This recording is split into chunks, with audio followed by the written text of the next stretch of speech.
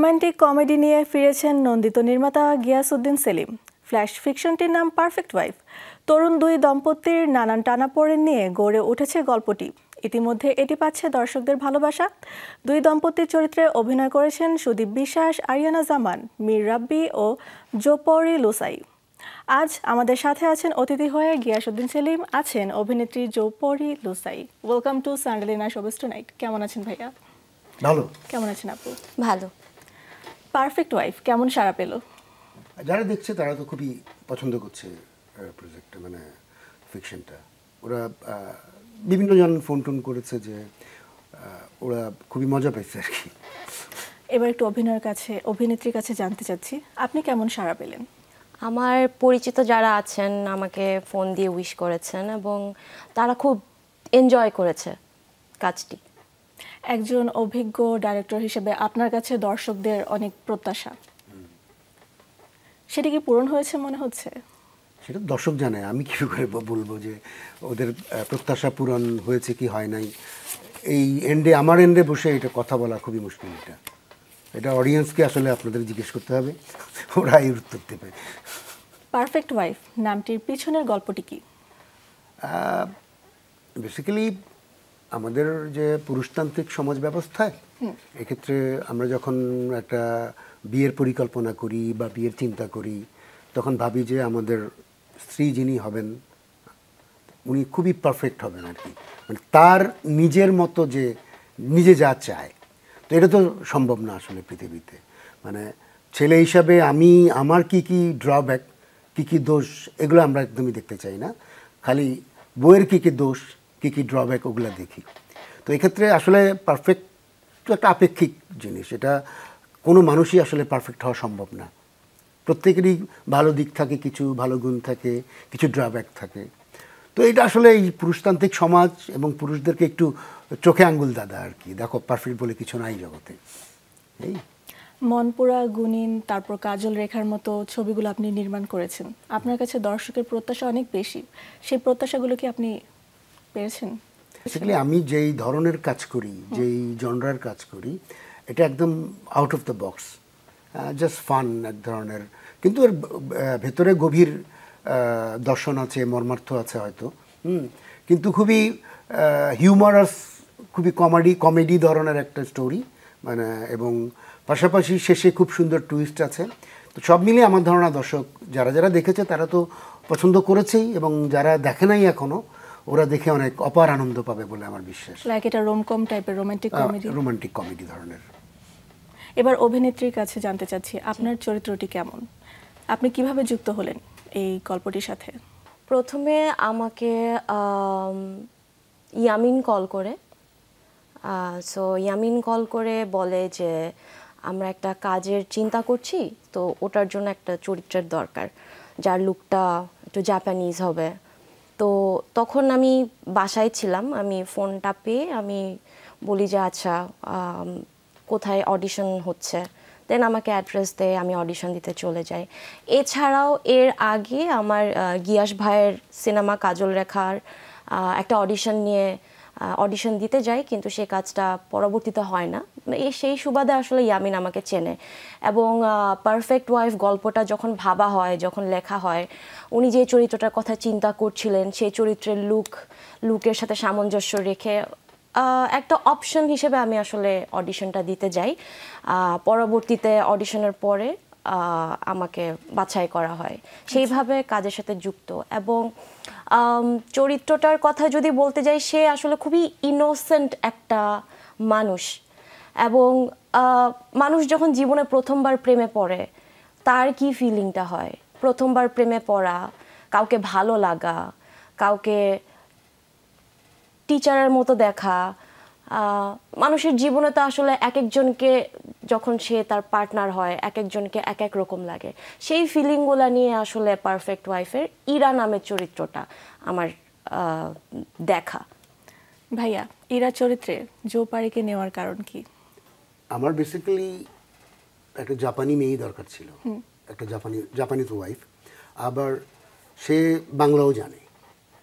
তো জাপান থেকে তো আর আমি আর্টিস্ট আনতে পারবো না, তো আমাদের যে এথনিক গ্রুপগুলো আছে ওদের মধ্যে একটু জাপানের লুকের কাছাকাছি যদি কেউ হয়, দেন ওই যে বললে যে আমার কাস্টিং ডাইরেক্টর ইয়ামিন ও খুঁজে বের করেছে আরও 2-3 জন 4 জন, এর মধ্যে ওর অডিশন পারফেক্ট ছিল, দ্যাটস ওয়াই ও চরিত্রটা করেছে আর কি। জৌপারি, এবার আপনার কাছে জানতে চাচ্ছি, অভিনয় কি নিয়মিত হবার ইচ্ছা আছে? আমি সব সময় অভিনয়টা করে যেতে চাই কাজে, এবং আমার যেটা মনে হয় যে প্রতিবার আমি একটা কাজ করার পর যখন আমি আসলে স্যাটিসফাইড হই না, যে আচ্ছা আমার মনে হয় কাজটা আরও ভালো হতে পারতো, সেই সময় মনে হয় যে আচ্ছা আর কাজ করব না। কিন্তু পরে যখন আবার আরেকটা সুযোগ আসে তখন মনে হয় যে না, আমি আরেকবার চেষ্টা করি। আমি চেষ্টা চালিয়ে যেতে চাই। চলচ্চিত্রে আসার গল্পটির ব্যাপারে জানতে চাচ্ছি। সেটা আমি প্রথম কাজ করি 2012 সালে। সেটা একটা এনটিভির ফিকশন ঈদের নাটক ছিল। সেটার নাম ছিল শেষ বলে কিছু নেই। তো তখন আমার এক বন্ধুর মাধ্যমে আমি জানতে পারি যে অডিশনে এরকম টিন একজন কাউকে খুঁজছে। তো সেই খবর শুনে আমি আসলে অডিশন দিতে যাই। এইভাবেই আমার কাজের শুরুটা।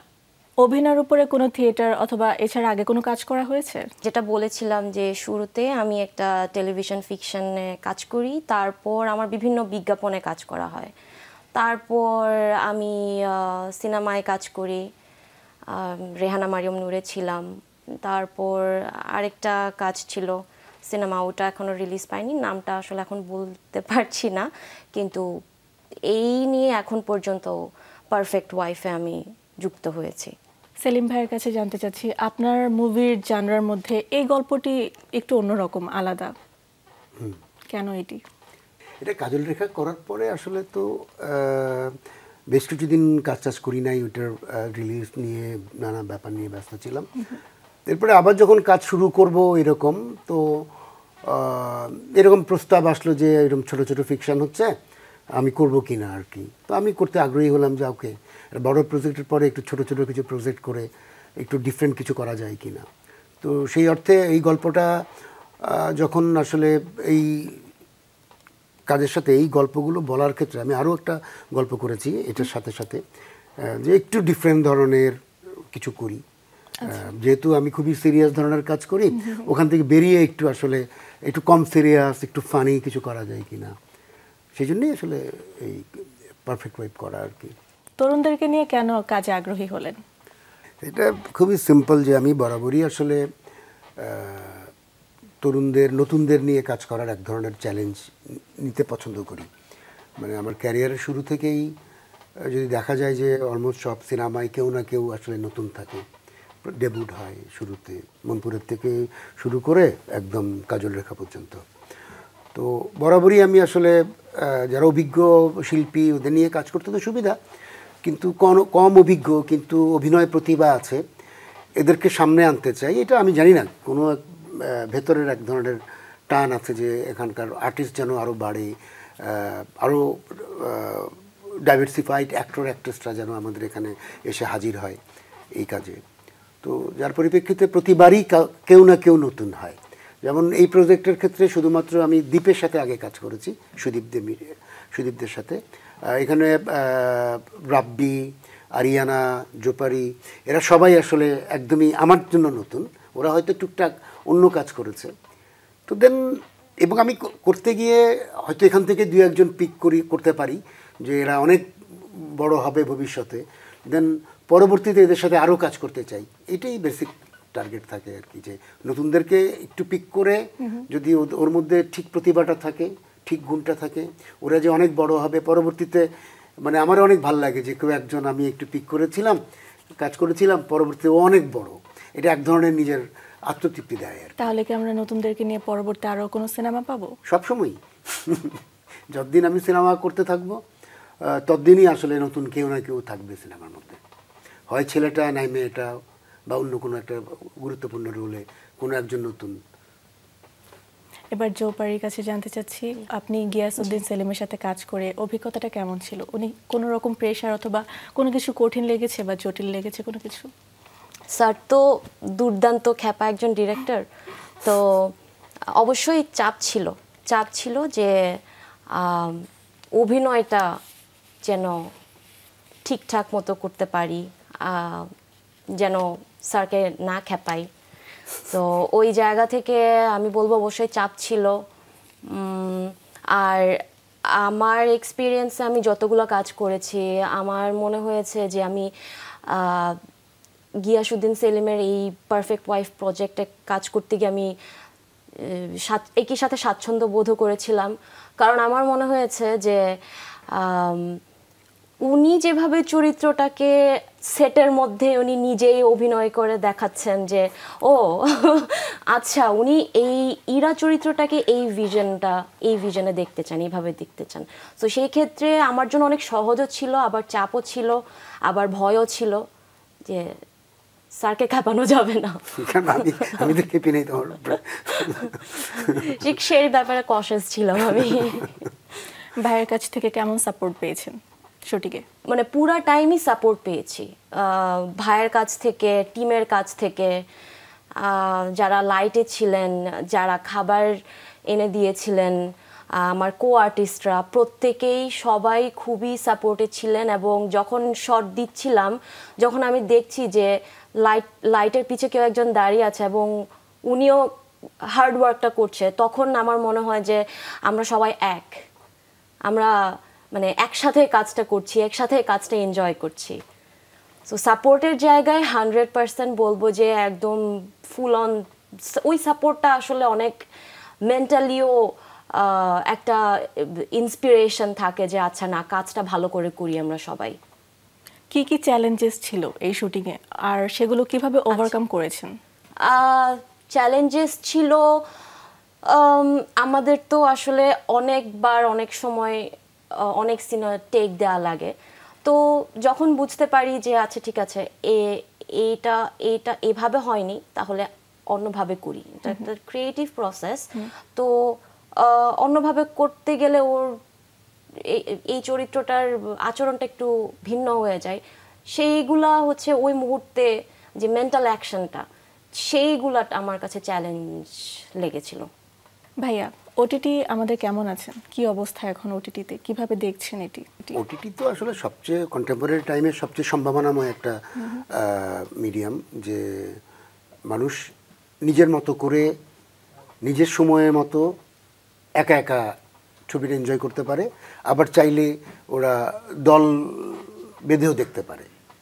তো দেন এইটার বেসিক্যালি কোভিডের সময় থেকে ওটিটিটা ফ্লারিশ করতে শুরু করে। যেহেতু সবাই গৃহবন্দী হয়ে পড়ে, সিনেমা হলে লোকেরা যাচ্ছে না, তখন ঘরে বসে টেলিভিশন সেটেই আসলে সিনেমার বা নানা রকম ফিকশনের আনন্দ নেয়া, সিরিজের আনন্দ নেয়া, এটা আমাদের দেশেও শুরু হয়েছে এবং এটা আমি বলবো বেশ ভালোভাবে এগুচ্ছে এবং ভবিষ্যতে এটা অনেক বড় সম্ভাবনাময় একটা ক্ষেত্র হিসেবে দেখা দেবে আর কি, আরও বড় হবে এটা।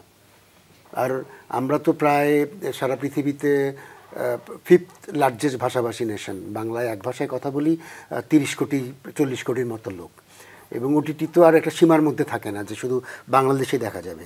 এটা ইংল্যান্ডে বসে লোকেরা দেখতে পারে, ইন্ডিয়ায় বসে দেখতে পারে, পৃথিবীর যে কোনো প্রান্তে যারা বাঙালি আছে তারা এই কন্টেন্টগুলো দেখতে পারে। তো এক্ষেত্রে আমাদের বাজারটাও অনেক বড় হচ্ছে আর কি। বাংলাদেশে ওটিটির ভবিষ্যৎ কেমন? একজন নির্মাতা হিসেবে কিভাবে দেখছেন? টেলিভিশন একসময় খুবই দুদণ্ড প্রতাপে ছিল, তাই না? ওই যে আমরা বলবো 2001, 2, 3, 4 এদিকে টেলিভিশন সবচেয়ে বড় মিডিয়াম ছিল, ইভেন তো সিনেমা থেকেও। আর সিনেমা তো ডিফারেন্ট জিনিস, আসলে সবসময় ওর উত্থান পতন চলতেই থাকে। আর ওটিটি ভেরি নতুন মিডিয়াম, এবং আমার ধারণা যে ঠিকঠাক মতো যদি আমরা নারিশ করতে পারি, এটা অনেক বড় সম্ভাবনা নিয়ে আসবে দেশের জন্য। অনেক বৈদেশিক মুদ্রাও এর দ্বারা আর্ন করা সম্ভব আর কি। নতুন যারা কাজ করছেন আমাদের ইন্ডাস্ট্রিতে, যে নতুন মুখগুলো দেখছি, তাদের জায়গাগুলো শক্ত করার জন্য কি কি করতে হবে? না, প্রথমে আসলে যারা এই অভিনয়টা করতে আসেন তাদের একটা প্রস্তুতির প্রয়োজন আছে, যে একটা প্রস্তুতি নিয়ে তারা আসবে, এবং এই প্রস্তুতিগুলোর নানা ফ্যাসিলিটিস এখন দেশে গড়ে উঠেছে। যেমন বিশ্ববিদ্যালয়গুলো অভিনয় সাবজেক্ট আছে, পাশাপাশি নানা থিয়েটার দল অথবা ইন্ডিভিজুয়াল আমাদের যে থিয়েটার প্রফেশনাল আছেন, ওরা 6 মাস ব্যাপী কি 3 মাস ব্যাপী ওয়ার্কশপ করাচ্ছেন। তো ওটাতে হয় কি, একটা বেসিক প্রাথমিক এক ধরনের কনফিডেন্স হয়, বেসিক অ্যাক্টিং সম্পর্কে ধারণা হয়। এরপর আসলে ডেডিকেশন খুব ইম্পর্টেন্ট, যে ওরা খুবই নিবেদিত প্রাণ হয়ে যদি কাজ করে এবং কাজের প্রতি যদি সিনসিয়ার থাকে এবং যদি ওর রক্তে অভিনয়টা থেকে থাকে, ওর ভেতরে মর্যাগত, কারণ আর্টিস্ট তো আসলে বানানো যায় না, আর্টিস্ট হয়ে ওঠে, এর জন্য সাধনা দরকার। সেই সাধনা যদি থাকে তাহলে যেই সাধনা করে সে একটা না একটা সময়ে অনেক বড় একটা জায়গায় যায়। সামনে কি আমরা আরো কোনো নতুন কাজ দেখতে পারবো? কোনো কাজের অফার এসেছে? জি, সামনে আমি আরো কিছু কাজ করছি এবং যেহেতু করে যেতে চাই কাজ, তো কাজ আসতেই থাকবে। গিয়াস ভাইয়া, কেমন আছে আমাদের সিনেমা ইন্ডাস্ট্রি? এখন তো সিনেমা প্রায় ঈদে ঈদে হয়ে গেছে আর কি। সবাই যায় যে সিনেমার ঘোষণা আসছে, সেটা অমুক ঈদ নাইলে তুমুক ঈদ। ঈদের বাইরে আসলে সিনেমা কেউ রিলিজও করতে চাচ্ছে না বা ঠিকঠাক সিনেমা বানাতেও চাচ্ছে না। তো এটা আমি বলবো খুবই অশনি সংকেত সিনেমার জন্য। কারণ সিনেমা শুধু ঈদে চললে তো হবে না, সারা বছর কিছু না কিছু সিনেমা চলতে হবে, নাইলে হলগুলো টিকে থাকবে না। তো এই ক্ষেত্রে যারা আসলে রেসপন্সিবল প্রডিউসার যারা আছেন, বড় প্রডিউসার যারা আছেন, যারা সারা বছর ধরে সিনেমা করেন বা দীর্ঘদিন ধরে সিনেমা করেন এবং দীর্ঘদিন সিনেমা করে যাবেন, তাদের ঈদের বাইরেও যেন সিনেমা আসে সেদিকে নজর দেওয়া। ঈদ ছাড়া সিনেমাগুলো চলবে কি? চালাতে হবে। সিনেমা যদি ঠিকঠাক হয়, ঈদের বাইরে বহু সিনেমা চলে। দর্শকদের রেসপন্স কি ওরকমই পাওয়া যাবে? ভালো সিনেমা হলে দর্শক সিনেমা হলে যেতে চায়, সেটা ঈদ হোক চাঁদ হোক। ঈদের তো উৎসব তো 4-5 দিনের বা 7 দিনের, এরপরে তো ওই সিনেমা চলে, তাই না? তো ওই সিনেমা উৎসবের বাইরে যদি আরও 2 সপ্তাহ চলতে পারে, তো উৎসব ছাড়াও তো 2 সপ্তাহ সিনেমা চলে, তাই না? তো এই ক্ষেত্রে আসলে আমরা খুব সিনেমাটাকে শুধুমাত্র ঈদ কেন্দ্রিক করে ফেলাটা মোটেও সমীচীন হচ্ছে না, উচিত হচ্ছে না। সিনেমা যেন সারা বছরই কিছু না কিছু সিনেমা থাকে, ভালো সিনেমা যেন তৈরি হয়, সেদিকে নজর দিতে হবে। আসলে আপনি বলেছিলেন ভালো সিনেমা হলে দর্শক দেখবে, কিন্তু কেন আমরা ভালো সিনেমা পাচ্ছি না? এই দায় কে নেবে? ভালো সিনেমার দায়িত্ব তো পুরো ইন্ডাস্ট্রির সবারই আসলে। মানে একা প্রডিউসারের না, একা নির্মাতার না, একা ডিস্ট্রিবিউটরের না, একা আর্টিস্টদের না, ঠিক আছে? একটা ভালো সিনেমা হয়ে ওঠার জন্য আসলে প্রথমে যে ধরনের লগ্নি দরকার, যে ধরনের প্লট এবং গল্প দরকার, যে ধরনের আর্টিস্ট দরকার, যে ধরনের ডিস্ট্রিবিউশন চ্যানেল দরকার, যে সমস্ত সিনেমা হলের পর্দা দরকার, স্ক্রিন দরকার, সব কিছু মিলিয়েই হয়ে ওঠে আর কি। তো সব কিছুতেই একটু না একটু ড্রব্যাক আমাদের চলছে। কিছু সিনেমা সফল হচ্ছে, বেশিরভাগই ব্যর্থ হচ্ছে। সফলতার পরিমাণ আস্তে আস্তে যদি বাড়তে থাকে, তাহলে সিনেমা ইন্ডাস্ট্রি ঘুরে দাঁড়াবে। আমরা নেক্সট কোনো মুভিতে জো পারিকে কি দেখতে পাবো? আর যদি দেখতে পাই সেটি কবে?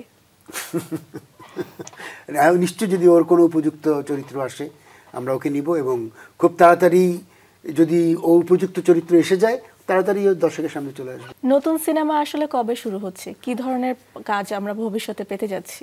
নতুন আমি স্ক্রিপ্ট লিখেছি এবং ওইটার এক ধরনের গ্রাউন্ড ওয়ার্কও চালু করেছি। তো দেন খুব ফেভারেবল টাইম। এখন তো আসলে খুব একটা অস্থির সময় যাচ্ছে। শুটিং শুরু হয়েছে ওটার? শুটিং আমরা শুরু করতে পারি নাই, যে টাইমটা খুবই অস্থির, যে কখন দেশের কি পরিস্থিতি এসে দাঁড়ায় আমরা জানি না। তাহলে কি সেটা আমরা ঈদে পাবো? ঈদে যাবে এই টার্গেটে কোনোদিনই সিনেমা তৈরি করি নাই। যদি ঈদের সময় এসে রিলিজ দিতে হয় দিব, নাহলে অন্য সময় দিব, এতে কোনো সময় নেই। যে কোনো ফেভারেবল টাইমের জন্য আসলে ওয়েট করব। আমরা শুনতে পারছি অনেকেই বলছে মনপুরা 2 নাকি আসবে, সেটি কবে আসবে এই ব্যাপারে জানতে চাচ্ছি। আদৌ আসবে? না, এটা আমাকে দীর্ঘদিন ধরেই লোকেরা বলছে যে মনপুরা 2 করেন, মনপুরা 2 করেন। তো আমি ওদেরকে বলি, এটা তো দাবাং না ভাই, যে দাবাং 1, দাবাং 2, দাবাং 3 চলবে। মনপুরাই ওর মতো। ও 2 করার কোনো, মানে এর সিকুয়াল করার কোনো রকম ইচ্ছা এবং আগ্রহ আমার নাই আর কি। আবারও পারফেক্ট ওয়াইফে ফিরে আসি আমরা। জি, কাজটি করে হ্যাপি আপনি? আমি নতুন আরেকটা কাজ এক্সপিরিয়েন্স করেছি। আমার যতগুলো কাজ করা হয়েছে তার সেগুলোর মধ্যে এটা আরেকটা নতুন কাজ যোগ হলো। এবং প্রাপ্তি আসলে আমি বলতে পারবো না যে আমার জীবনের প্রাপ্তি কি, তবে আমি এই কাজটা করে যে রিয়েলাইজেশন হয়েছে যে আরও কাজ আমি করতে চাই, সেটা আমি বলবো যে রিয়েলাইজেশনের জায়গায় আমি ফিল করেছি, কিন্তু প্রাপ্তি আমার জন্য বলাটা খুব ডিফিকাল্ট। দর্শকদের উদ্দেশ্যে পারফেক্ট ওয়াইফ নিয়ে কি বলবেন? আমি বলবো যে আসলে চরকিতে পারফেক্ট ওয়াইফটা দর্শক যদি দেখে, যেটুক সময়ে ছবিটা চলবে ওটুক সময়ে ওরা খুবই এঙ্গেজ থাকবে এবং শেষে একটা মারাত্মক টুইস্ট ওদেরকে আসলে আপ্লুত করবে। কোনো মেসেজ আছে এই গল্পে? মেসেজ আমি মুখে বলতে চাই না, ওই গল্পের মধ্যেই মেসেজ আছে, সেটা আসলে দর্শক নিজেরা যে যার মতো করে ওইটা উপলব্ধির মধ্যে নেবে। দর্শকদের উদ্দেশ্যে আপনি কি বলবেন? দর্শকদের উদ্দেশ্যে তো একটাই কথাই বলছি যে চরকিতে যান এবং পারফেক্ট ওয়াইফ দেখুন এবং আনন্দে ভেসে যান। জোপারি, দর্শকদের উদ্দেশ্যে আপনি কি বলবেন? আমিও স্যারের একই কথা বলবো, পারফেক্ট ওয়াইফ দেখুন। আমার মনে হয় আপনারা পছন্দ করবেন কন্টেন্টটা। অনেক অনেক ধন্যবাদ আপনাদের। আমরা গল্পের শেষে চলে এসেছি, আমাদেরকে সময় দেওয়ার জন্য আবারও একবার ধন্যবাদ। দর্শক, এই ছিল আমাদের আজকের আয়োজন। আগামী পর্বে আবারও দেখা হবে। সেই পর্যন্ত ভালো থাকুন, সুস্থ থাকুন আর যমুনা টেলিভিশনের সাথেই থাকুন।